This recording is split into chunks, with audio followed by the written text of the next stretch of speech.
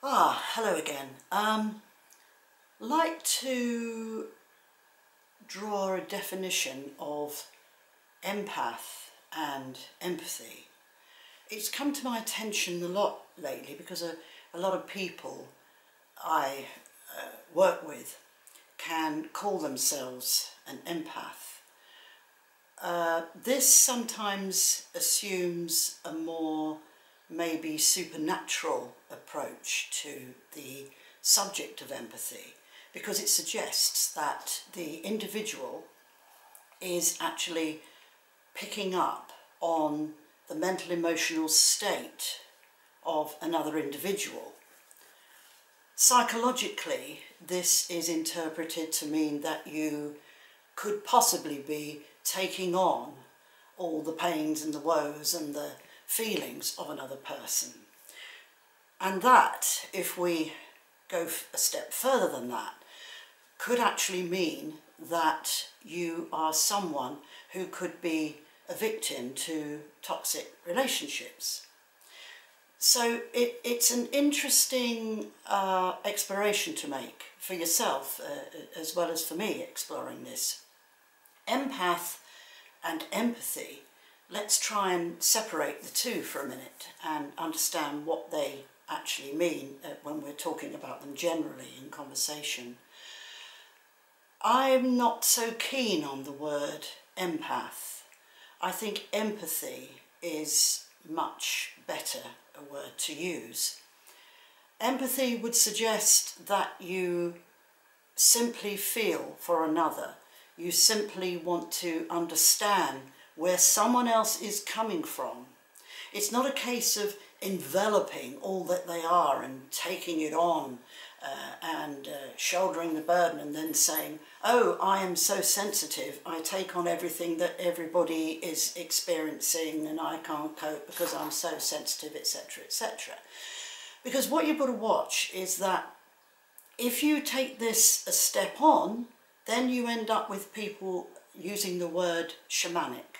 They will use the word in the sense that they are taking on everybody's ills so that they can actually cure those people they're taking on the ills of, if you see what I mean.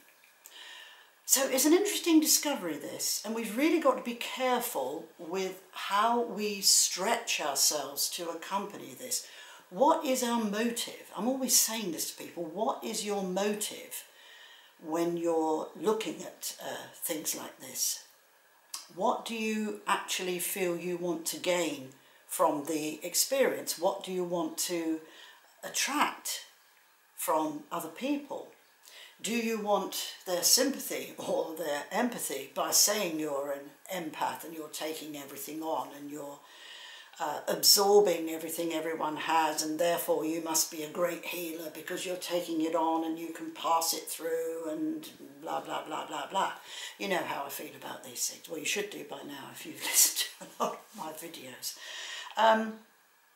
I think more of us need empathy. More of us need to understand that other people are not us.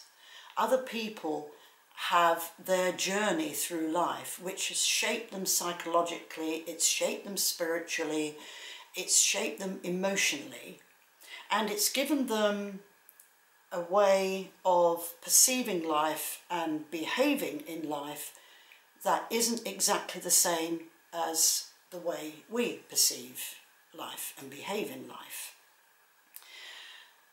So finding that unique sense of allowing other people to be themselves and allowing for the fact that their story is going to be a little different from yours, and if you can embrace that story, then you can allow them to be free with it. I think this is a very good point that we really need to consider. We're always trying to get in there with other people and twiddle all the knobs and start to get people to be as we are, and that's a no-no. We must never do that. As a therapist and in my work, when I work with clients, that's the last thing you should do. But I actually know a lot of therapists who have actually done this and they seem to think they can construct something that's going to change that person to the way they feel they are, or they feel that person should be. So I think we fall short of empathy quite a lot. And there's another big idea that came to me like a little bit of a light bulb when I was thinking about the idea of empath and empathy, that I believe that if you become a full-blown empath and you're absorbing a lot of the stuff that you feel other people have, and you end up shouldering the burden of what they have, I think you could be extremely subject to toxic relationships. I think you could find yourself embroiled in a relationship where you feel a little bit trapped, where you may feel a little bit manipulated, or perhaps a lot manipulated, but you're going to feel that you're stuck there, and you're going to think, why does this always happen to me? So I think that if you've been subject to toxic relationships, subject to narcissism in your life, that is going to make you more sensitive than you might ordinarily be if you hadn't been subjected to something that's very toxic or narcissistic. Perhaps you can follow what I'm saying here. You begin as a sensitive individual. You begin as somebody who emotionally feels for everything around you. You feel for nature. If you're empathic, you're bound to feel for nature. But then you can get people who will exploit that in you. And this has happened to me very many times. And you really have to set the boundaries and put the brakes on if you are in that category.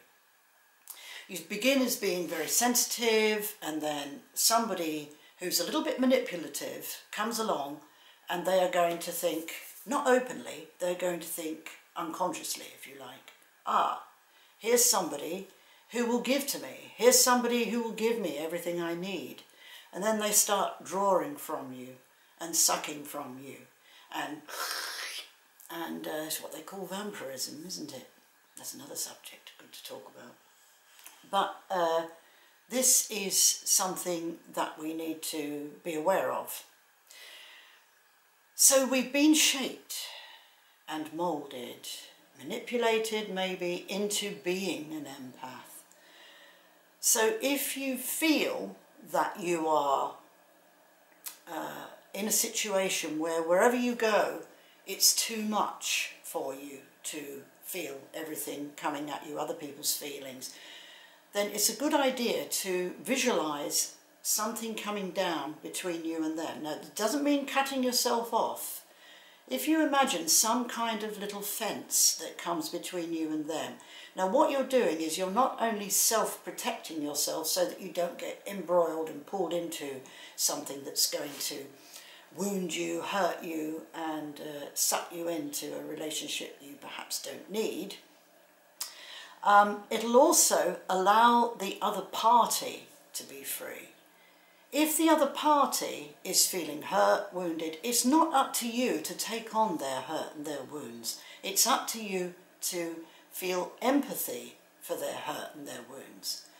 But then just by simply understanding what is going on for them and taking that step back with this little fence between you, you may help that person far more than if you're sitting there going, oh my God, oh I feel what you've been going through, oh my God, I feel it, let me have it. No, that's not the way to go.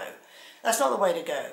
We cannot go, I feel what's going on for you, I'm absorbing it, and I can't cope with it, so really I better turn to shamanism to deal with it, so that then I can be a healer and I can get rid of it like that. That isn't the way to go. You will just dig yourself deeper into the problem. Let go. Understand what letting go means. It means creating a gap, a space, a chasm, if you like, between you and them. You wouldn't want to jump over a chasm towards them, and they shouldn't have to jump over a chasm to you, but all the time you are with them, you can still feel empathy for how they are. Give people space, give them their freedom. You would want that for yourself. You would want them to do the same for you. So yeah, empathy is something the world needs. We haven't got enough of it, proper empathy, where we can give and take, where we can let people go, let people be as they are, allowing them to work themselves out with maybe a little bit of inspiration from us, not teaching, not guidance, not anything that's too manipulative yourself to do, but inspire people by understanding. You will find people will change far more. That's what I find. If you let out the line, create that gap between you and them, let them be as they are, and be an inspiration for them, be a role model, set the trend. Don't get in there and try to twiddle the knobs and change things, and don't, whatever you do, absorb everything that they are. You won't benefit anybody by doing that. You just end up being as they are, and then you'll end up in conflict, and then you'll end up with bad relationships. Learn to let go. Learn to maybe, address it differently. Address it differently than you normally would. Have a go at that. It's sometimes a bit hard because you're so wrapped up in relationships with people, but try it because it does work. And try thinking about these two states of mind, the empath and the empathy. Go for empathy every single time. I'll leave you with that one. Thanks as always for listening.